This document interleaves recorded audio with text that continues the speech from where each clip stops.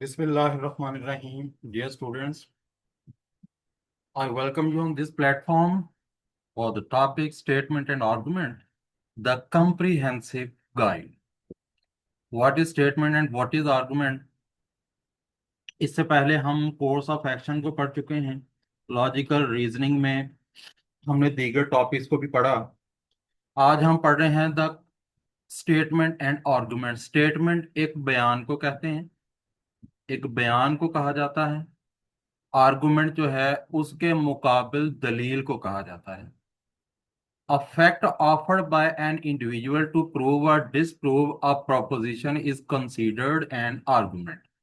एक ऐसी हकीकत जो कोई फर्द पेश करे, किस लिए पेश करे? साबित करने के लिए या रद्द करने के लिए? किसी तजवीज को साबित करने के लिए या किसी तजवीज को रद्द करने के लिए कोई फर्द जो हकीकत बयान करे उसे हम आर्गुमेंट कहते हैं, उसे हम दलील का नाम देते हैं। इस किस्म के सवाल में an assertion about such an issue is stated followed by arguments in favor or against the statement। सवाल को जिस किस्म का होता है कि जो स्टेटमेंट के खिलाफ होता है या ऐसे आर्गुमेंट्स पर मुश्तमिल होता है जो स्टेटमेंट की हिमायत में भी हो सकते हैं, स्टेटमेंट के खिलाफ भी हो सकते हैं। You need to assess which argument seems to be logically sound. आपको ये पड़ताल करनी है, ये जायजा लेना है कि कौन से दलाइल जो हैं वो मंतकी तौर पर ठोस हैं या मजबूत हैं। Both arguments in essence are contradictory and connect to the positive and negative outcomes of the action as expressed in the statement argument section. वो कहता है कि दोनों जो दलाइल हैं अपने जौहर के एतबार से मुतजाद हो सकते हैं और मुस्बत और मनफी जो नतायज होते हैं किसी अमल के, मुस्बत या मनफी जो नतायज होते हैं उनको आपस में कनेक्ट करते हैं। और ये जो अवामिल होते हैं express in the statement and argument question, वो स्टेटमेंट और आर्गुमेंट के क्वेश्चन के अंदर बयान किए गए होते हैं। अच्छा जी, आगे चलते हैं। अगला हमारा टाइप्स ऑफ आर्गुमेंट्स, यानी आर्गुमेंट्स की इकसाम। दो किस्म के आर्गुमेंट्स होते हैं। एक होता है पावरफुल आर्गुमेंट। पावरफुल आर्गुमेंट क्या होता है, जिसे हम स्ट्रॉन्ग आर्गुमेंट का नाम भी देते हैं। A strong argument is one that addresses the practical and real components of the circumstance presented in the statement. यानी बयान के अंदर किसी किसी वाक़े के जो असल और हकीकी और अमली अज्जा हैं उनको एड्रेस करने वाला जो आर्गुमेंट होता है वो स्ट्रॉन्ग होता है। ठीक है, एक बयान दिया गया होता है, उसमें जो अमली और रियल कंपोनेंट्स होते हैं उनको एड्रेस करने वाला जो आर्गुमेंट होता है, जो दलील होती है, उसे हम पावरफुल आर्गुमेंट कहते हैं। ये रीजंस पर मबनी होता है, ठीक है, दलीलों पर मबनी होता है एंड एविडेंस और शहादत पर मबनी होता है जो किसी वाक्य के मुताबिक होते हैं। वीक आर्गुमेंट क्या होता है? एक वीक आर्गुमेंट ऐसा आर्गुमेंट होता है जो फौरी तौर पर बयान करदा बयान के मुताबिक ना हो, यानी स्टेटमेंट के मुताबिक ना हो। और ये क्या करता है, all of the points made in it, और जो पॉइंट्स इसके अंदर दिए गए होते हैं, यानी स्टेटमेंट के अंदर दिए गए होते हैं, उनको एड्रेस नहीं करता। एक कमजोर जो दलील होती है वो सानवी हैसियत की होती है और स्टेटमेंट के छोटे हिस्से से मुतल्लिक होती है।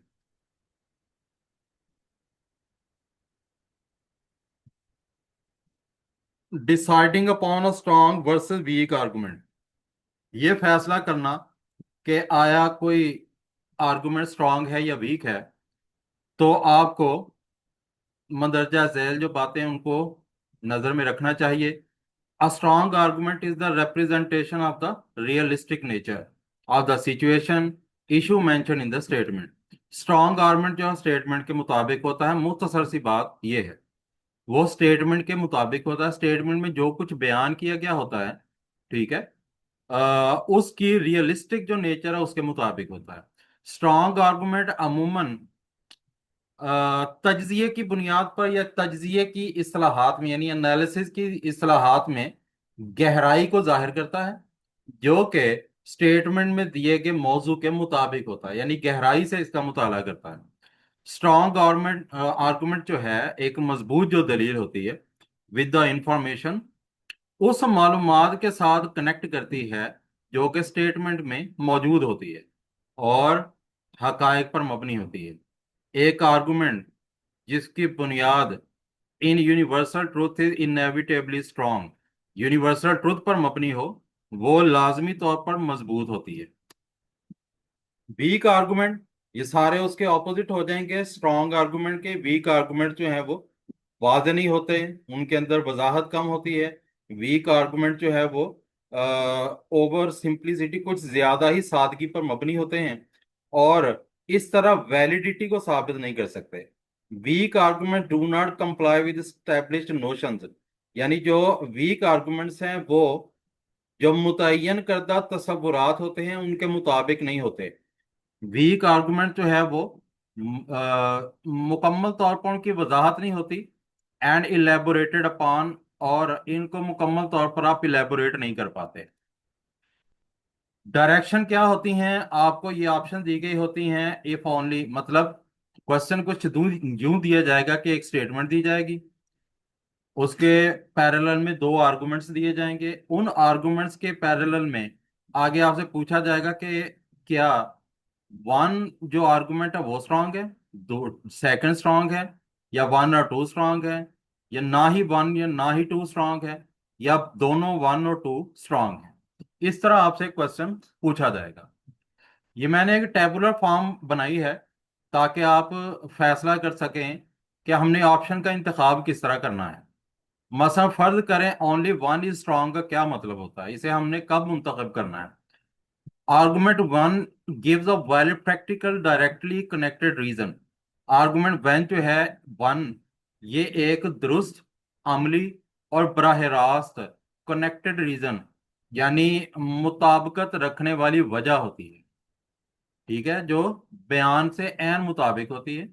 आर्गुमेंट टू इज इररेलेवेंट, अब जब आर्गुमेंट वन को हमने स्ट्रांग कह दिया है, वैलिड कह दिया है, तो इसका मतलब आर्गुमेंट टू जो है इस वक्त हमारे लिए इररेलेवेंट है, वीक है, या बेस्ड ऑन रॉन्ग असम्पशंस है। अच्छा जी, वन, अब एग्जाम्पल टिप में देखें, one gives a solid reason, two is off topic और इलॉजिकल, यानी जो पहला है वो सॉलिड रीजन दे रहा है, टू जो है वो टॉपिक से हटकर है और गैर मंतकी है। अगर आप सिलेक्ट करते हैं if only two is strong, तो इसका मतलब क्या है, और ये टू जो है ये जाहिर है इसके अंदर valid practical directly connected reason होती है, मौजूद होती है। और फिर आर्गुमेंट वन जो है वो इररेलेवेंट, वीक या बेस्ड ऑन रॉन्ग असम्पशंस हो जाता है, यानी गलत तस्वुरात पर जो मफरूजे होते हैं उन पर मबनी होता है। टू जो है उस वक्त गिव द सॉलिड रीजन, वो आपको सही वजह दे रहा होता है। वन जो है वो टॉपिक से हेल्प हटकर होता है और इलॉजिकल होता है।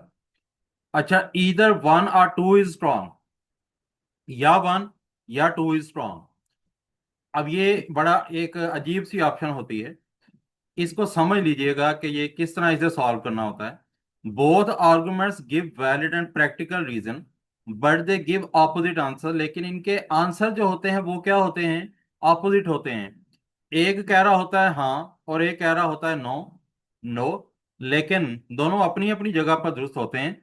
दोनों को एक ही वक्त में अप्लाई नहीं किया जा सकता, एक वक्त में एक ही अप्लाई किया जा सकता है।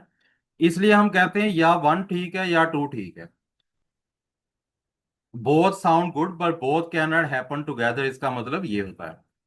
अगर आ जाए neither one nor two is strong, तो इसका मतलब दोनों ही आर्गुमेंट्स इररेलेवेंट है, जनरल हैं, इमोशनल हैं, अनरियलिस्टिक हैं, या फॉल्टी लॉजिक के ऊपर मबनी हैं। दोनों जो हैं वो स्टेटमेंट को डिसाइड करने में बराह रास्त मदद नहीं कर रहे हैं।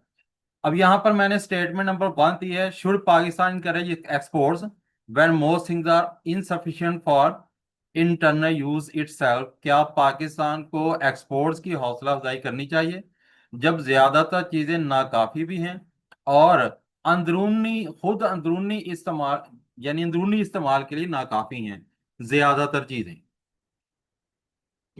आर्गुमेंट्स वन में देखें, यस जी हाँ, we have to earn foreign exchange to pay for our imports. ठीक है, इसमें देखिए वो कहता है कि हमें अपनी इंपोर्ट्स के लिए अदायगी करने के लिए फॉरेन एक्सचेंज की जरूरत होती है।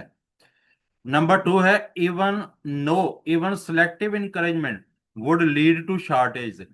नहीं, हत्ता कि जो मुंतखब करदा हौसला अफजाई है, वुड लीड टू शॉर्टेज, वो भी किल्लत का शिकार कर देगी। ठीक है, वो भी किल्लत का शिकार कर देगी। अब अगर आप इसको बगौर जायजा इसका लें तो आपको महसूस होगा कि only one is argument, only one argument is strong. Option A जो है इसमें करेक्ट है। एक्सप्लेनेशन क्या है? पाकिस्तान क्या एक्सपोर्ट सिर्फ वही चीजें करेगा जो सरप्लस होंगी, यानी इजाफी होंगी, और वो which can be saved after fulfilling its own need. जाहिर है एक्सपोर्ट वो तब करेगा जब अपनी जरूरियात को पूरा कर लेगा, तब उसके बाद to pay for its it's import, इसी तरह वो अपनी इम्पोर्ट्स को पे भी कर सकता है। फिर इसके अलावा encouragement to export can not lead to shortage. Export की इनकरेजमेंट करना वो किल्लत का बायस नहीं होगा। As it shall provide the resources for imports, क्योंकि ये इम्पोर्ट्स के लिए जराए फराहम करेगा। लिहाजा ओनली वन आर्गुमेंट जो है वो होल्ड करता है। स्टेटमेंट टू में देखें, क्या तमाम जो अद्वियात हैं patented and manufactured in Western countries be first tried out on sample basis before giving license for sale to general public in Pakistan। यहाँ पर ये जो क्वेश्चन है अगर आप गौर करें तो ये फार्मेसी से मुतल्लिक है, और ख़ास तौर पर जो मेडिकल का शोबा है उससे मुतल्लिक है। पेटेंटेड का मतलब होता है ऐसी चीज जिसे आपने खुद इजाद ना किया हुआ हो। ठीक है, should all the drug patented, यानी अपने नाम के साथ इसे रिलेट करना चाहिए। And manufactured in western country, जो कि वेस्टर्न कंट्रीज में मैन्युफैक्चर की गई हों। पहले इसको आजमाया जाना चाहिए सैंपल बेसिस के ऊपर before giving licence for sale to general public in Pakistan. Pakistan में जनरल पब्लिक को फरोख्त करने के लिए क्या इसे लाइसेंस देने से पहले इसे सैंपल की बुनियाद पर परखा जाना चाहिए। यानी ऐसी अद्वियात जो कि पेटेंटेड जो होता है एक ऐसी एक इन्वेंशन, जब तब तक वो पेटेंट नहीं होती जब तक वो आपकी अपनी नहीं हो जाती, उसे हम पेटेंटेड का नाम देते हैं। आर्गुमेंट वन क्या है? Yes, many such drugs require different doses and duration for Pakistani population, hence it is necessary। मसला क्या है यहाँ पर? बयान उसने दिया है कि अद्वियात को चेक करना चाहिए इस्तेमाल से पहले, आम अवाम तक पहुंचाने से पहले इसे चेक करना चाहिए। तो उसके लिए दलील जी है कि पहली दलील ये है कि जी हाँ, कई अद्वियात ऐसी होती हैं जिन्हें पाकिस्तानी आबादी के लिए मुख्तलिफ डोजेस की जरूरत होती है और ड्यूरेशन की जरूरत होती है, इसलिए जरूरी है, इसलिए इस तरह करना जरूरी है। मतलब मुख्तलिफ डोज हो सकती है और उसका दौरानिया मुख्तलिफ हो सकता है। जैसे हो सकता है कि एक टैबलेट दिन में एक दफा लेनी हो।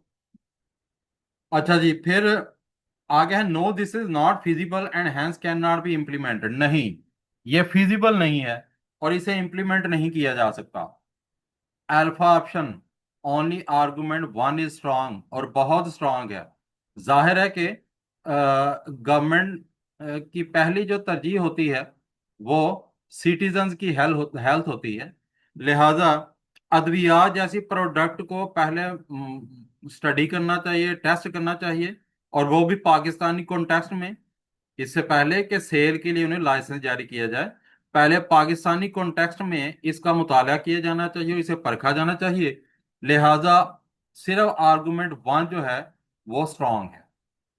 स्टेटमेंट नंबर थ्री, क्या हुकूमत को इंटरनेशनल स्पोर्ट्स के ऊपर खतीर रकम यानी बड़ी बड़ी रकमें खर्च करना बंद कर देना चाहिए? आर्गुमेंट्स है, yes this money can be utilize for uplift of the poor. जी हाँ, ये रकम जो है वो गरीबों की कम मेयार जिंदगी बुलंद करने के लिए इस्तेमाल की जा सकती है।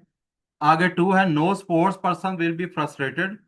जो स्पोर्ट्स पर्सन है वो मायूस होंगे और उन्हें बैनुल अक़वामी मेयार का एक्सपोजर नहीं मिलेगा। तो इसमें ऑप्शन बी जो है वो दुरुस्त है। Only argument two is strong. ठीक है। क्योंकि स्ट्रॉन्ग क्यों है, एक्सप्लेनेशन इसकी मैंने दी है वाज़े तौर पर। स्पोर्ट्स के ऊपर रकम खर्च करना कैन नॉट बी अवॉइडेड, इससे बचा नहीं जा सकता, महज इसलिए क्योंकि ये सोशो इकोनॉमिक प्रॉब्लम, क्योंकि ये समाजी इक्तसादी मसाइल के ऊपर खर्च की जा सकती है। महज इस वजह से स्पोर्ट्स पर खर्च करना बंद नहीं कर देना चाहिए। लिहाजा आर्गुमेंट वन जो है वो वजन नहीं रखता। इसके अलावा अगर स्पोर्ट्स के ऊपर एक्सपेंसेस जो है उन पर पाबंदी लगा दी जाए, दो स्पोर्ट्स पर्सन जो है उनको सहूलियात का फुकदान होगा, तरबियत का फुकदान होगा, और हमारा मुल्क जो है वो इंटरनेशनल स्पोर्ट्स कंपटीशन में पीछे रह जाएगा। So two holds. लिहाजा आर्गुमेंट टू जो है इसमें वजन है। Should Pakistan make effort to harness solar energy to fulfil its energy requirements. क्या सोलर एनर्जी की हौसला अफजाई करनी चाहिए, ताकि सोलर सोलर एनर्जी जो है उसकी हौसला अफजाई करनी चाहिए, ताकि अपनी एनर्जी की रिक्वायरमेंट्स जो है वो उसको पूरा करे Pakistan. Yes, most of the energy source use at present is exhaustible. क्योंकि ज्यादातर जो एनर्जी के रिसोर्सेज अभी इस्तेमाल किए जा रहे हैं वो खत्म होने वाले हैं। ठीक है, वो खत्म होने के काबिल है, खत्म हो जाएंगे। No harnessing solar energy requires a lot of capital. Harnessing solar energy जो है, यानी सोलर एनर्जी अगर आप पैदा करना चाहते हैं तो इसके लिए काफी सारा सरमाया दरकार है, जिसकी पाकिस्तान में कमी है। ओनली आर्गुमेंट वन जो है वो स्ट्रॉन्ग है। वजह क्या है, वाजे तौर पर सोलर एनर्जी जो है उसको हार्नेस करना वो is an exhaustible resource unlike other resources. ये बिल्कुल मददगार होगा। ना खत्म होने वाले जराए, ना खत्म होने वाले जराए के तौर पर ये मददगार होगा। जिस तरह के दूसरे जराए खत्म हो जाते हैं, इस तरह ये जराए जो है जल्दी खत्म होने वाले नहीं। सोलर एनर्जी खत्म होने वाली नहीं। सो आर्गुमेंट वन होल्ड। लिहाजा आर्गुमेंट वन जो है वो बदल रखता है। लेकिन आर्गुमेंट टू जो है वो नावाजे है, क्योंकि सोलर एनर्जी जो है वो एनर्जी की सस्ती तरीन शक्ल है, इस पर कोई ज्यादा कैपिटल खर्च भी नहीं होना। स्टेटमेंट नंबर फाइव, क्या न्यूक्लियर फैमिलीज बेटर हैं या जॉइंट फैमिलीज। न्यूक्लियर फैमिली से मुराद एक कपल और उनके जो डिपेंडेंट्स हैं, यानी उनके जो बच्चे हैं, बस वो एक फैमिली, उसे न्यूक्लियर फैमिली का नाम दिया जाता है। आर्गुमेंट्स, पहला है no joint family ensure security. Joint family में तहफ्फुज का एहसास होता है।